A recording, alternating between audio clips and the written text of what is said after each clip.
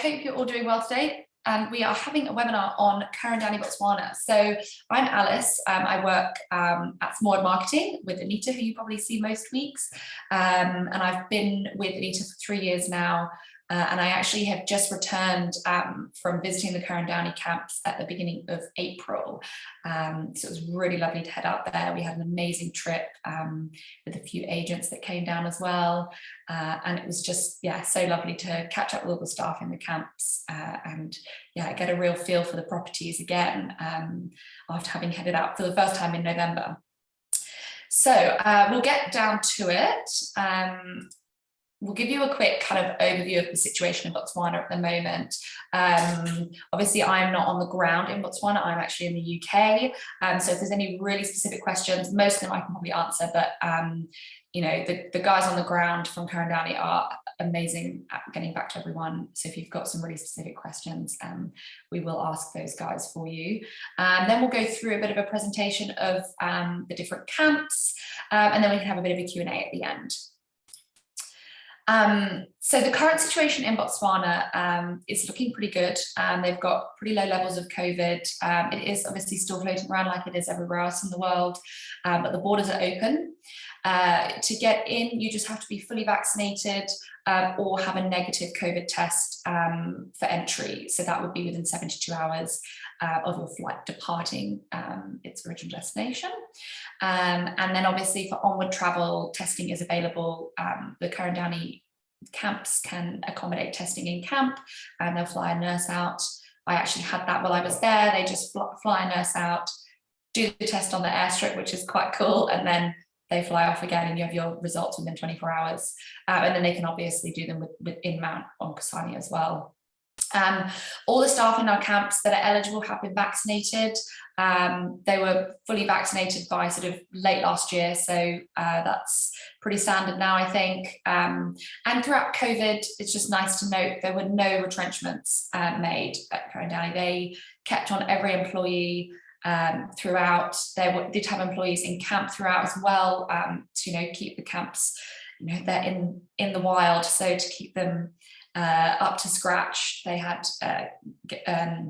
employees in camp at all times. All of the sort of COVID-19 health and safety policies have been in place for a while now, so it's all kind of second nature.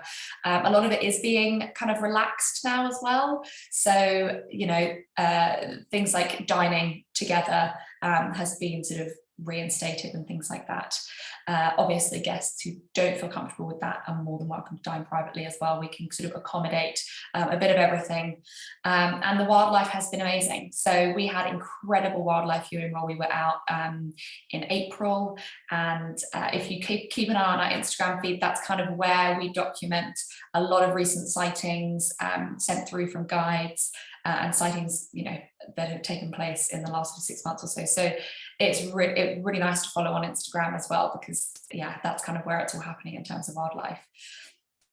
So just to let you all know that this is going to be recorded, this webinar, so we will send it out to you following probably in the next few days or so, and also we will send you their kind of agent kit and all the rest of it as well. So a bit of a kind of overview of Ker Downey Botswana. So the company's been operating in Botswana for over 50 years. It's locally owned and run, and 96% of their staff are actually Botswanan.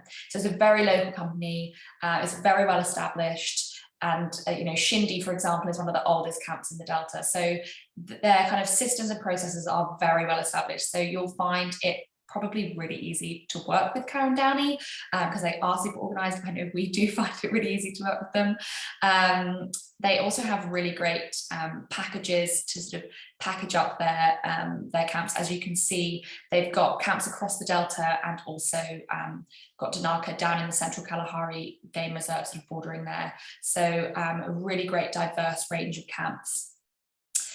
So just a really quick fire overview of the camps. You've got Kanana, which is in a private concession in the Delta, as is Shinde, just down here. So they are both private concessions in the Delta. We've then got Okuti, which is in the Murami Game Reserve. So that's it's a little bit different in terms of the activities you can do there. And then we've got Dinaka, which is also in a private conservancy, which is just on the edge of the Central Kalahari Game Reserve. And then you've got Footsteps Camp, which is in the Shinde concession, and it's in a completely different area of the Shinde concession, and it's sort of like a rustic adventure camp. And out of that camp, we operate the Footsteps Across the Delta program and also the Family Young Explorers program. So I'll go into a bit of that later on. So this is like a really quick summary of the camps, and there's a lot here, so don't feel you have to remember it when we send out the presentation. You can sort of have a look over it again, but it's just sort of like a quick fire, just a little bit about each camp. So in general, it's pretty easy to remember. Most of the camps, the largest of the camps operates based on 16 packs, and then Footsteps is just 6. So yeah, really small camps, very intimate, and many of them in their own private concessions.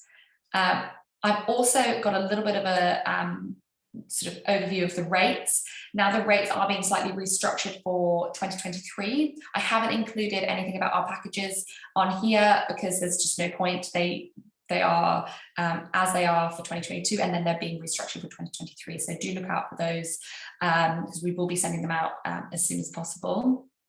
So this just gives you a bit of an idea of the rate. So they are the Ker Downey camps are really reasonably priced for Botswana, particularly. They're a 5-star camp at a really reasonable rate, and the green season rates, as you can see, and during the low season are super reasonable, and that's over Christmas as well. So there's no high season rate for Christmas time because that is the green season. And just they also give back in through Banabalatsi, which is an orphanage in Mound. So they work really closely with these guys.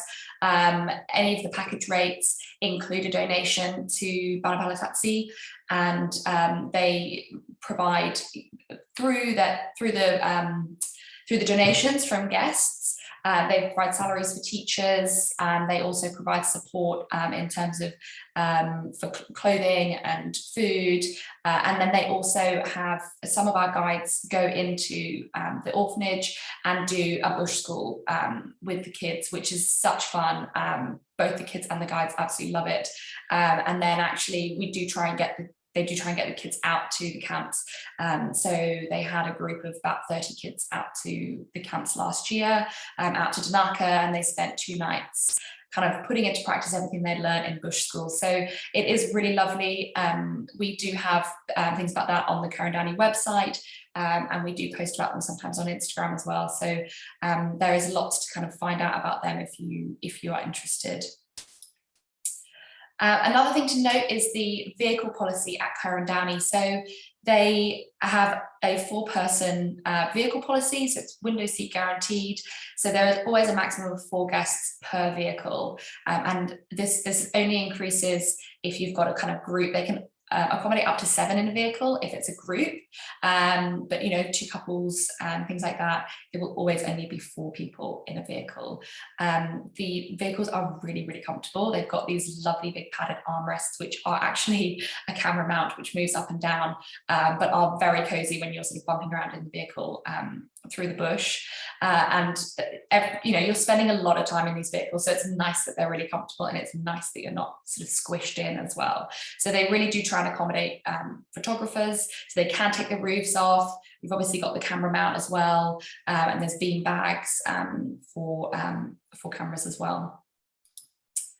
So we'll go into a bit of an overview of all the camps, starting off with Shinde.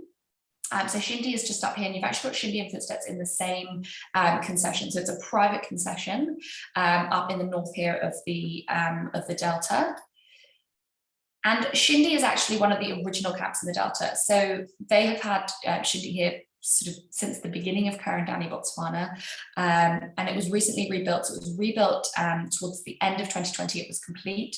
Fran, the MD, actually lived out here and oversaw the build during COVID and during the lockdowns, which was very cool. Whenever we had to have sort of calls with her, we got to sort of hear about the progression of the build as it was happening, which was really interesting. And so she stayed out here and oversaw it, and they really wanted to kind of pay homage to the original camp that was here. There has been a few iterations of Shinde, obviously, throughout the years.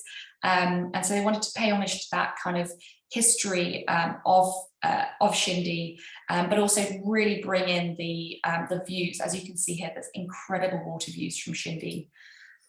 So the game here is incredible. The water here is permanent, so you can do water activities year round and also land-based activities. And there's just, in the concession in general, there's a really nice sort of differing topography throughout the concession, so you get a really amazing game kind of experience here. It's really known for its leopards here. You get incredible leopard sightings, and then other big cats, and obviously the plains game as well. So as I said, the water is permanent, so it is really reliable. Obviously they've been here for a really long time, so you've got a sort of history of the water levels over kind of 40 odd years. So we kind of know that the water is going to be here every year. So you can boat straight from camp, and also Mokoro straight from camp as well. And it's nice having that freedom of activity. So you can get out on foot, you can get out on the Mokoros, which is the traditional kind of dugout canoes. And you can get out on boats and go fishing as well. And as you can see, the main area really sort of takes in its surroundings. So it's sort of that treehouse style. There's lots of different levels. There's lots of different spaces to kind of hang out as well, which is just really lovely. If you've got lots of guests in camp, they all can have their own little spaces. So you never kind of feel like it's busy here. And all kind of with views over that amazing water that's right out the front there. So we've actually visited when the water levels were a bit lower, and you could still jump on a boat right from either the jetty, or they have a little sort of pontoon area. So it's really, really easy. And they can also obviously set up private dining. So the general dining is like this. It's communal dining. And as I said, that has kind of began again and sort of reinstated since COVID. But obviously for special occasions, or if guests would prefer to dine privately, we can set up private dining throughout the camp in different places. There's a lovely pool, communal pool as well, which is great for when it's a bit hotter. And it's got amazing views here too. Actually, when we were here in November, we had an Elliot that kind of wandered in front of the in front of the pool while we were there, so that was pretty cool. And the rooms here are really that kind of, they feel very classic in style, but they're really luxurious as well. So they're just so beautiful. The interior design is really gorgeous. And as you'll see throughout the presentation, you'll see that each camp kind of has its own personality. So they're all very similar standard, but each kind of has its own personality, drawing on the surroundings of their own sort of area. They all have ensuite bathrooms with, all the creature comforts, and both indoor and outdoor showers as well, and beautiful views out from the deck. So we've also got a family tent here. So there's one family tent at all the camps, and there's actually two at Okuti. And as you can see, you've got the main tent, and it's almost the exact same layout. It's just got a little room off it, and this can accommodate a family of 5 really, really happily. So it's just a little door through there next to the bathroom. So just really beautiful kind of classic style tents. And you do feel like you're under canvas, but it is much more sort of glamping style. So a few key points about Shinde. So it also, I didn't mention, it's 100% solar. Most of the camps are 100% solar or rely on solar in some way. And Ker Downey is really committed to getting all the camps up to 100% solar. So that's a sort of ongoing project for the camps. So it's in a private concession. That's a great thing to remember. So there's, a wealth of activities here, and the rates at the new camp are the exact same as the rates of the old camp. So that's kind of a good thing to note. So again, just a little look at those rates there. And then Shinde Enclave is a kind of extra little add-on for Shinde, which can be sometimes sometimes tough to explain. It's sometimes easier when people see it, but it's essentially its own private main area as part of the rest of the camp. So it can accommodate up to 6 people. Guests just take however many tents in the main camp that they require, and then they can just use this, they pay a supplement and can use this main area completely privately. So it's really great for families, because it just means that they've got that little extra privacy. They don't have to worry about communal dining with other guests and things like that. But it is still part of the same camp. So guests obviously have the option of using the main area, but they will have paid for this separate area that's their own kind of little private viewing deck for themselves.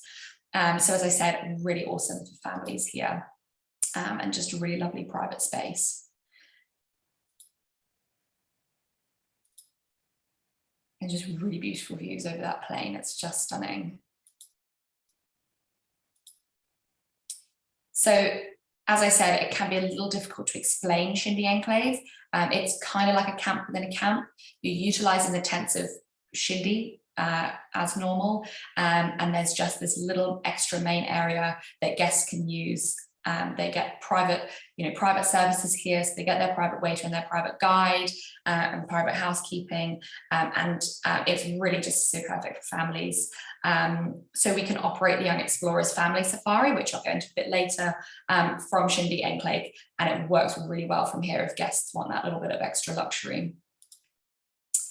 So heading on now, so we're going to be heading to Footsteps. So that is in the same concession as Shinde. So they share an airstrip, but that's about the only thing the two camps will share. Guests probably will not come across one another at all, other than at the airstrip.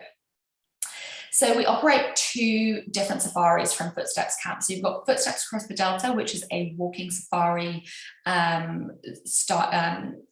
program, and then we've got the Young Explorers Safari, which is a family program, which, as I said, it can be operated out of Shinde, and actually it can kind of be operated out of any of the camps if guests want this, but traditionally it's always been operated out of Footsteps.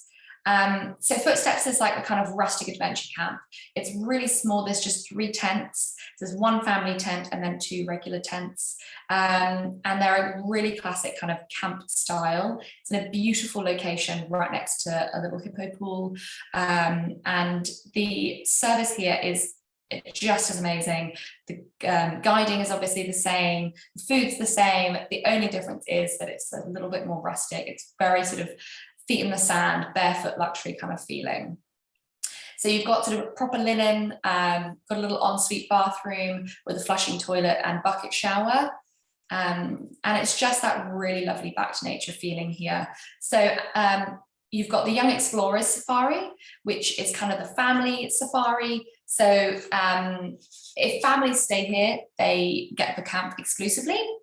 And it's up to, it can be up to 6 packs or just sort of a small family, and they can obviously make use of the family tent as well, and they just get involved in awesome activities. It's super interactive for the kids. They kind of can learn how to make a bow and arrow. They go out tracking.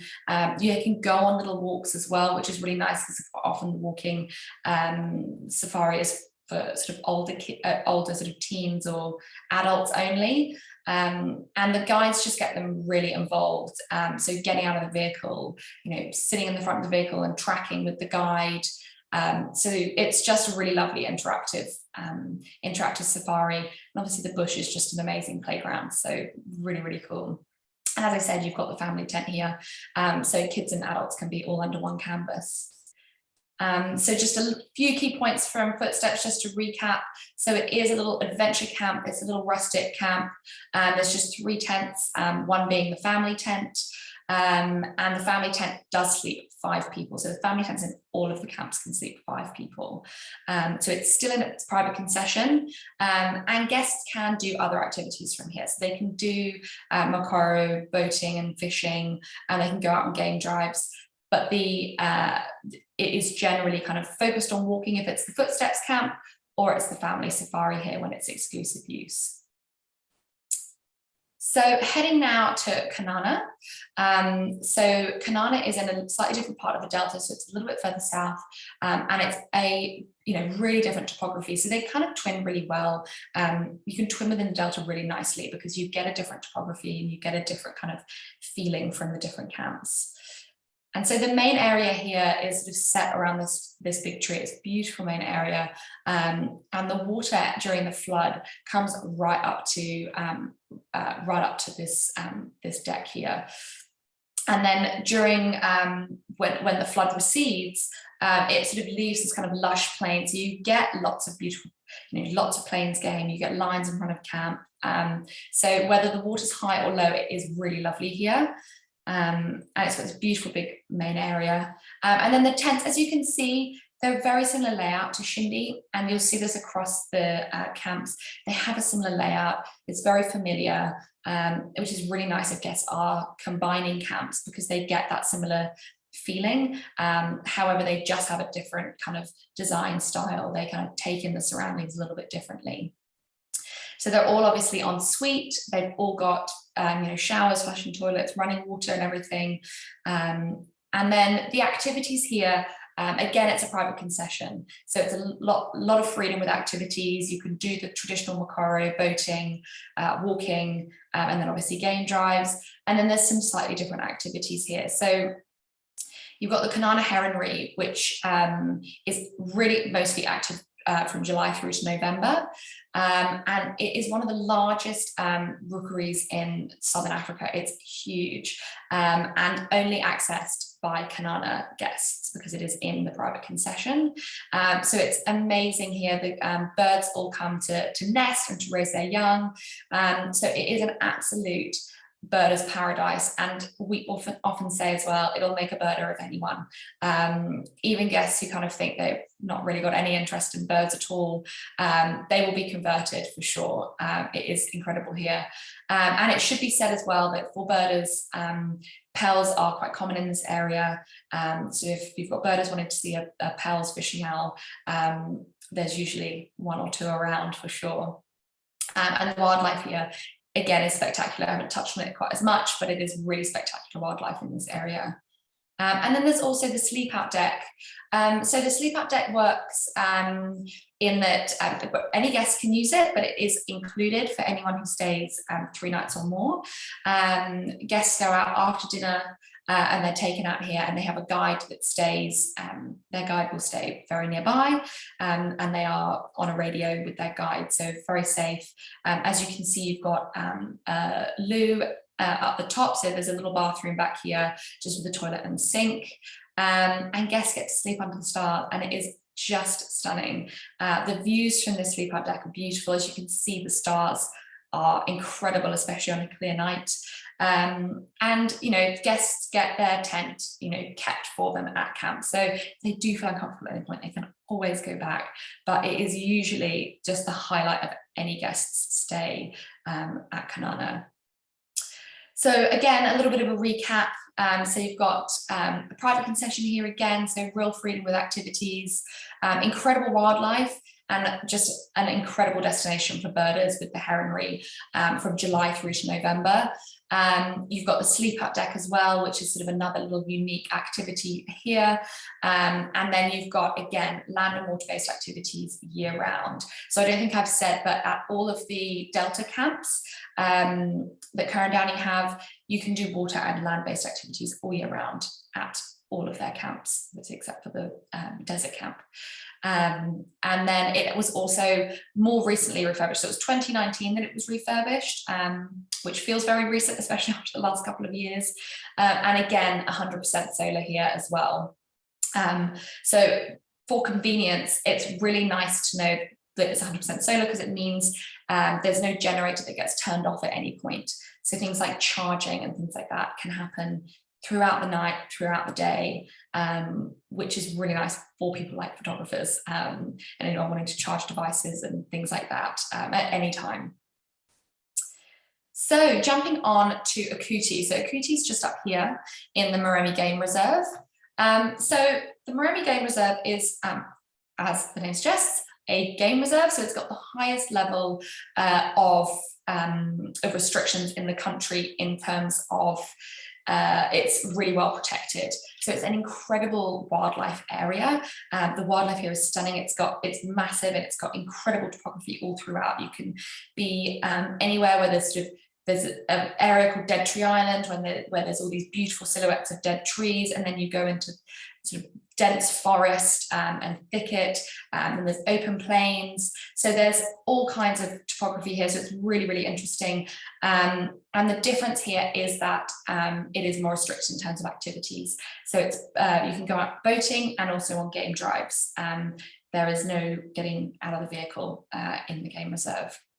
But as I said, the wildlife here is amazing. So the area has been a protected area since the 60s. So it's been protected for a really long time, meaning that the wildlife is really, really thriving here. So wild dog, a lion, leopard. The elephants here are stunning. We had incredible elephant sightings here, which were just so special.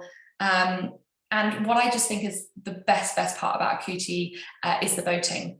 Heading out on a boat here is just so serene. It's got a really big deep channel right in front of the camp, which is there year round, and it is that kind of classic Delta experience here, all year round, which is so lovely. There's this great big lagoon, so it's really lovely going out in the evening, the afternoon, and settling in for a sundowner on the lagoon. So it's just so calming and peaceful. There's just nothing like being out on the water at Okuti. So the architecture here is quite unique. It's a slightly different style of camp, but really beautiful main area overlooking that main channel. And then huge rooms. The rooms here are enormous. I almost sort of got frustrated when I left my phone on the other side of the room and had to walk across and get it. It is enormous rooms, and really beautiful sort of reeded style, so really different style to the other camps. And these are called masasas, which means basically reeded. So it kind of emulates the reeds that are out on the water there as well. And then we've also got a honeymoon room with a private bathtub as well, which is very nice. So just a bit of a recap of Okuti, located in the Murami Game Reserve, so incredible wildlife. There are other camps in the area, obviously, so it is not a private concession, so you do sometimes see other vehicles, but the wildlife is just incredible. It's a very small camp. There's only 16 people maximum. There are 2 family tents here, and it is a very unique architecture. And yeah, the Kanana Lagoon, which is where you head out on the boat, is just the most spectacular sundowner location. And so finally heading on to Dinaka, which is down here on the border of the Central Kalahari Game Reserve. So it's not in the game reserve, it's in a private conservancy. So the difference between that and say Shinde or Kanana is that Ker Downey own that land. They can sort of essentially do whatever they want with that land. It's completely owned by Ker Downey, and it is bordering the game reserve there. So to get here, it's about a 50-minute flight from the Delta. So Safari Air, who is the charter company that Ker Downey owns and uses, can do charters from the Delta down to Dinaka, and it's about 45-50 minutes, and it's about 30 minutes from Maun. So yeah, a little bit longer, but really easy to get to, and you fly into the private airstrip, and you'll see that the style here is slightly different in terms of, it's a desert camp. It's, different topography here completely. It offers a really wonderful contrast to the Delta camps. You've got this sort of waterhole here that's just in front of camp, which attracts so much game. I mean, you have sort of, oryx coming down here, kudu the whole time, zebra. We saw giraffe drinking from the waterhole here. And we even one evening had a leopard sort of skulk past very, very quickly. We had a fleeting flash past the waterhole as well. So it is a real hive of activity, especially in the evenings. So the camp is all connected by sort of raised walkways, which is very nice. It's very hot here, and it is all thatched as well. So that's what's really nice for the kind of fluctuation in desert temperatures. You've got this lovely outdoor space here under the stars. The stars here are just stunning. So on a clear night, it is amazing to sit out here under the stars. And also a pool as well for those very hot Kalahari days. And the tents here, again, a very similar layout to the other camps, but slightly different in style. It's the only thatched camp, as I said, for those big fluctuations in temperature that you get in the desert. And also just kind of taking in that style. I shouldn't be biased, but I think Dinaka is my favorite camp. I just love it here. And there is also a family tent here as well. So again, really easy to remember, just a little extra room off the side there that's got twin beds in and can have an extra bed as well. So it can accommodate a family of 5. They've got indoor and outdoor showers, so you can have a peek at the waterhole while you're having a shower, but don't worry, no one can see you. The kudu might be able to, but none of the other guests can. And there's some lovely sort of different structures throughout the conservancy here. So the first being the lookout deck. Botswana is notoriously flat across the delta and the Kalahari. So you get this incredible vantage point from the lookout deck. You can almost see the curvature of the earth. It's just amazing. You can see for miles. And it's a really gorgeous spot to come up to for sundowners. So we quite often take guests up here for sundowners. Yeah, and as you can see, you can just see so far, and you're right above the tree line. And then we've also got a sleep out deck at Dinaka as well. So it works in the same way as at Kanana. As you can see, there's no mosquito net here. You actually don't need a mosquito net here because you're above the tree line. We didn't get bitten once in the Kalahari. You're on the delta and you have to remember your mosquito repellent. But that's what's really nice, is that you're just out in the open, and you get a lot of clear nights here at Dinaka. It is cloudy in this photo, but you get a lot of clear nights. So it is just amazing for a sleep out here. And obviously, you know, in the winter, it does get very cold.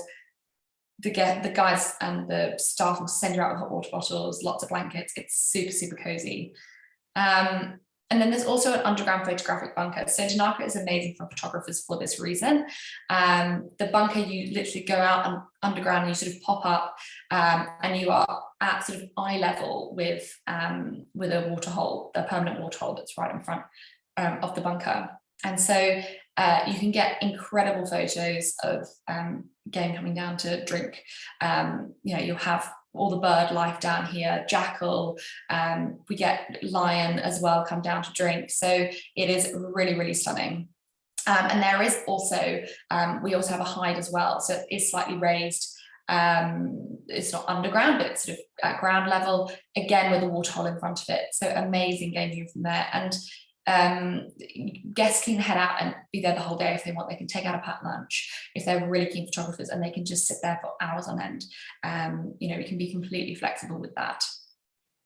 And what's really nice about Dinaka is you do get a little bit of a contrast to the delta. So you get not only in the topography, but in the game as well. So you get different species out here. So you get eland and springbok, we get oryx, there's kudu for days. There's just so many kudu, brown hyena, batted fox. So it's really nice, sort of different game out here. We actually, when we headed out in November, did see an aardvark here as well. So we won't guarantee that, but they are there.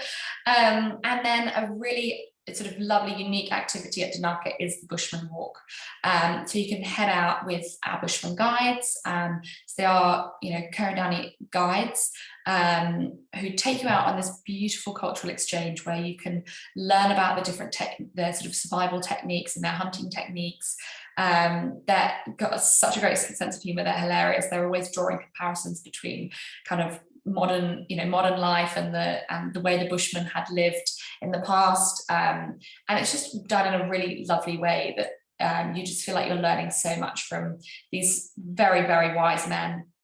And then the game here is also amazing. So I think what we hear quite a lot is that people don't necessarily think of Dinaka as being, or this area as being so game rich. but there's a huge lion population here.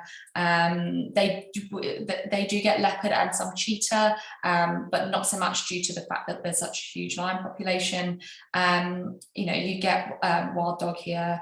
It is amazing game viewing as well. So a little bit of a kind of overview of Dinaka. So quite a lot at Dinaka to take in. So there's all these different structures. So you've got the lookout deck, the photographic bunker, the hide, there's the sleepout deck as well, and then unique activities in the Bushman Walk, and then all the other activities. So you can go on a walking safari here and get out of the vehicle, and obviously game drives as well. And it's just a really lovely contrast to the Delta. And actually, what I didn't mention was that in the green season here, the bird life is amazing. So birders sort of rejoice here in the green season. It is amazing birding with sort of migratory species as well.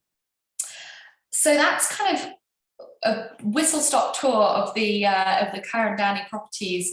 So as you can see again on this map, we've got Shinde and Footsteps in their private concession here.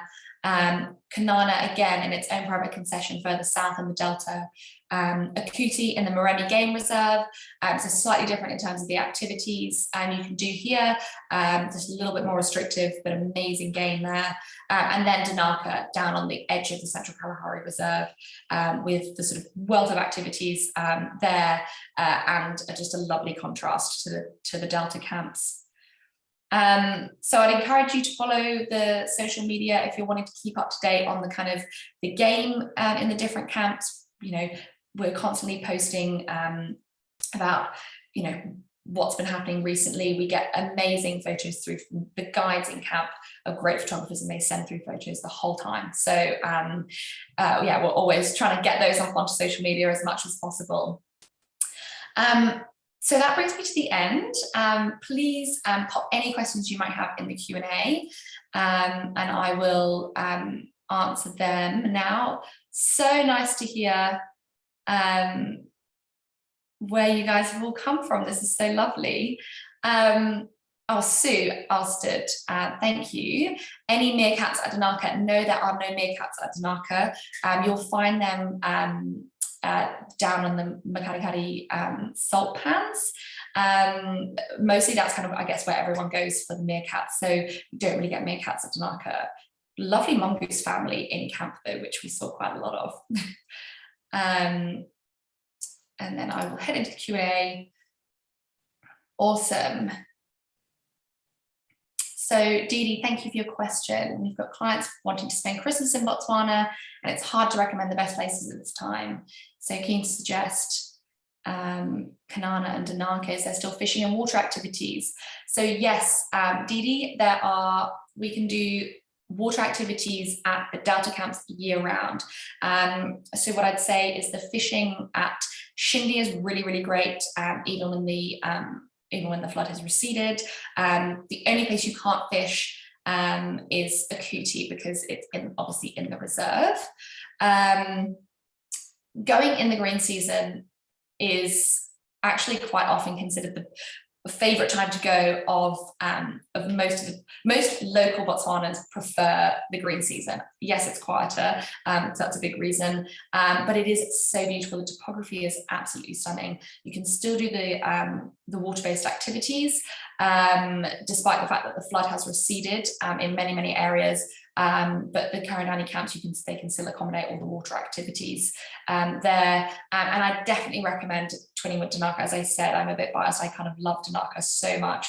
And I just love the contrast of those two camps. So going in December, I would absolutely say, we were there in late November and it was just stunning. So I would definitely recommend spending Christmas there. And you do also get the benefit of those green season rates, which are lower, and they don't go up over the Christmas period. And also thank you, Judy, again. Yes, the Sleepout you can do even in the rainy season. They will obviously just check the weather. So it can be a little bit more difficult, obviously. I'm not going to send guests out sleep under the stars and the rain, but they will still try and accommodate as often as possible. Thank you, Gloria, for your question. Dinaka, do you do all the activities on the private concession, or do they do drives into the Kalahari Game Reserve as well? So they don't go into the Central Kalahari Game Reserve commonly. So the concession borders, but it would be quite far in terms of a drive. So if guests are wanting to be inside the reserve, then they would, I would recommend staying in the reserve.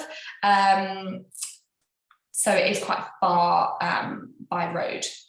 But the game in Dinaka is incredible, and they do have, it is quite porous between the Central Kalahari Game Reserve and the Dinaka Conservancy. So for the game, Peter, to visit Dinaka, the dry season is really the best time to visit. So in the winter months, in the Northern Hemisphere, our summer months, because it is drier there. And at Dinaka, they have got the waterholes. So really the game will congregate around the waterholes in the drier season. Whereas obviously in the wet season, it is a bit more sparse because they can find water elsewhere. So I would say absolute best time of year for game at Dinaka would be during their dry season. And awesome, sorry, I've answered that one. Fab, is there any other ones? So Dee Dee, which ones are best for Christmas? Thank you. So I mean, look, any of the, so that is the green season. So it is the low season. But as I said, all the camps do the water-based activities. The water-based activities, I think, from Shinde are amazing during the green season. So you can still go straight from camp. At Kanana, when the flood is low, we drive guests out to the area where they can go off on the boats and off on the Makoro. Whereas at Shinde, you can go out direct from camp. So that's really nice. The boating at Okuti is amazing year round. So even when the floods receded a bit, you can get out on the boat the whole time. And then Dinaka, as I said, so that's their kind of green season as well. So amazing for birding, amazing for wildflowers. A little bit more sparse in terms of the game. The game is still amazing, but would just be more difficult to find, I suppose, because there is water in many other locations, whereas during the dry season, it really does just congregate around those permanent water holes. I hope that has answered that one. But thank you. I think that is all the questions now. So if there are no more questions, then we will end it there.